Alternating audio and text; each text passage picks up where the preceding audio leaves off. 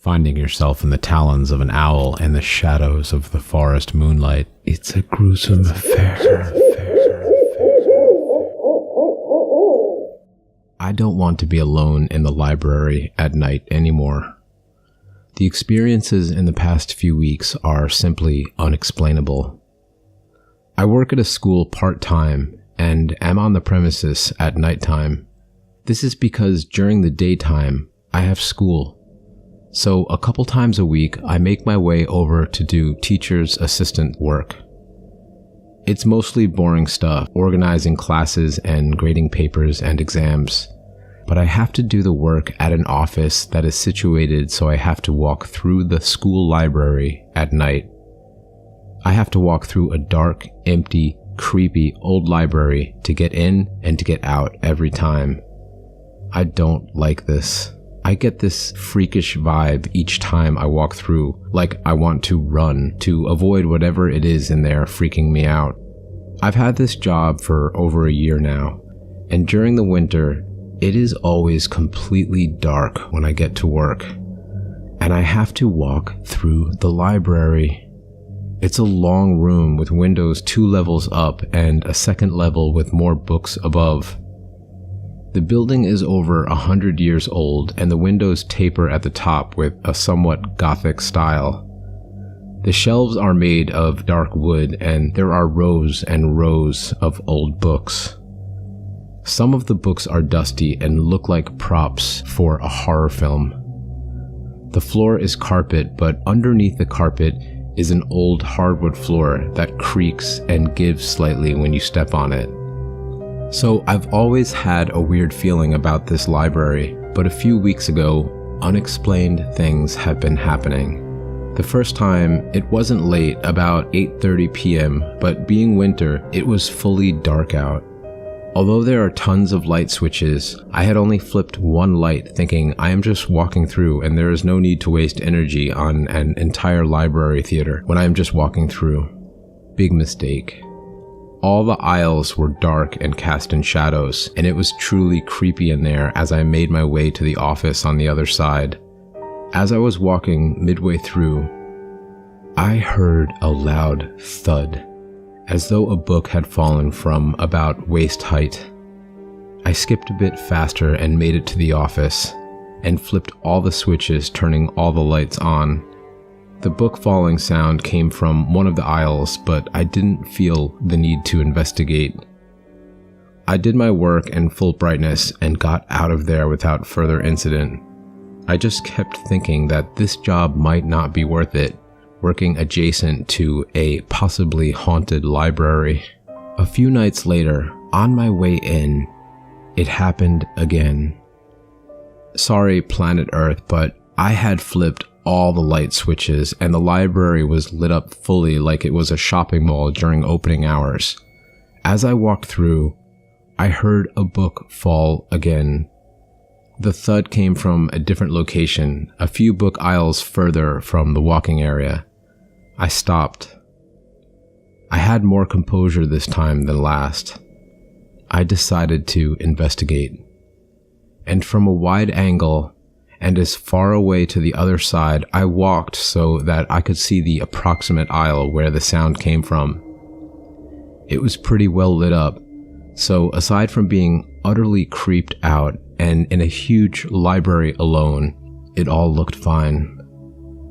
I stepped forward and looked down the aisle, but there was nothing. It was a travel section with books on destinations that start in A at the top left and moving through the alphabet to the right and down the shelves, continuing on the opposite side of bookshelves. Strange, I thought. Nothing seemed out of place.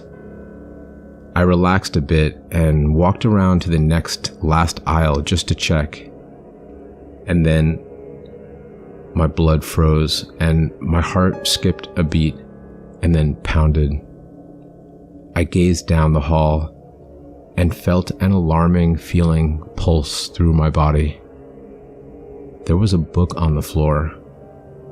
It was a travel book to Denmark, which is where I was born and lived the first 6 years of my life. It was open to the page for Gillai, a small beach town north of the capital city, and written with red marker were the words, "Get out."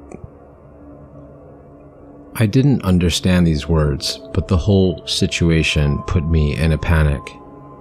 I didn't touch the book, and I got my papers that I was going to spend time grading and took them and left. I wound up going to a coffee shop and grading the papers there with a big, comforting cafe latte. I texted my manager, his name is Peter, and let him know I would bring the papers by early in the morning. I was too embarrassed to tell the story of the book with the red marked words. I'm not sure if it's real or if I'm just losing my marbles. Now, this is why I'm writing this journal, because it is getting worse. And last night I had one of the most traumatic experiences of my life. Every time I walk through that library on my own at night, I get that feeling. It's a feeling like I'm in danger or being watched. I can't explain it, but I think you know what I mean. So I'm walking through, all the lights are on, and the windows are black, something like gothic black mirrors reflecting back the brightness from the lighting inside.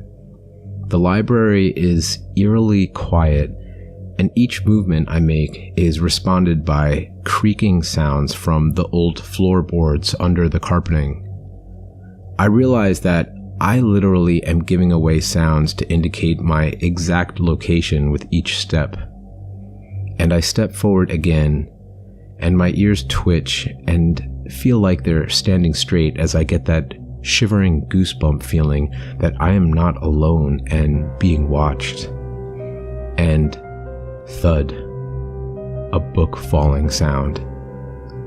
I was expecting it this time. I am frozen.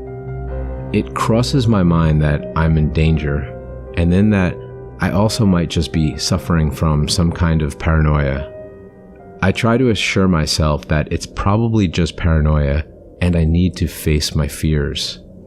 So I walked over to the aisle where the book usually falls, and it's there again. The same book, but on a different page, and the same writing in red marker, "Get out." And then, in the brightness of the room, walking briskly, a man comes around the corner and walks quickly towards me. He is well dressed in an old-style black suit with a vest underneath. He has a gray beard, a black weathered hat, and piercing green eyes that lock on mine as he aggressively walks towards me. I scream a death scream. I did not even know I could scream like that, but I let out a horrifying, deathly sound that only a woman terrified for her life could sound. And as my nerves surged with horrified energy and my glaring field of vision narrowed, the man was gone. He just vanished. I was completely alone in a library, screaming my lungs out, standing before a book that read the words in red marker, "Get out." I felt at that moment that either the paranormal is all too real, or I am absolutely and utterly losing my mind. I looked around and up to see if there was any security cameras, but there were none. I was partly glad that there was no record of this, as I don't want to be famous for being crazy. And I partly wished that there were cameras because I just saw a man and would like to know if it was real and could be captured on a video. So I haven't told anyone about this experience yet, and I'm not sure I will. That's why I'm posting this on No Sleep. I just want to get this story off my chest and hope that I can stop thinking about it. I'm too embarrassed to tell my manager or any people at the school. If I am crazy, why does it only happen when I'm alone in the old library room at night? Next week, I have another shift and I plan to bring some sea salt to sprinkle it around the library just in case that helps to cleanse the space of whatever this presence is that is haunting me. Smoking Owl here. Maybe your local library is also haunted. It probably is, so you'll have to stop by and pick up some Edgar Allan Poe if they're open when it's dark. Please rip at the like button and scratch a comment.